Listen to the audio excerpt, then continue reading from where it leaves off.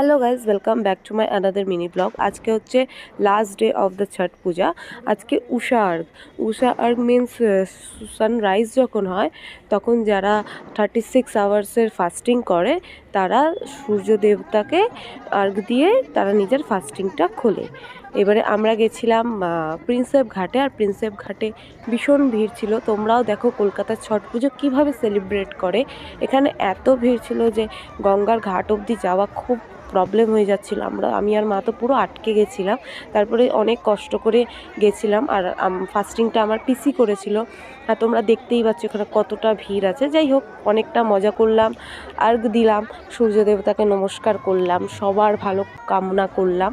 তারপরে এখানে আমাদের এই এন্ড হয় সব কিছু, আর আবার 1 বছর অপেক্ষা করতে হবে সব কিছুর জন্য।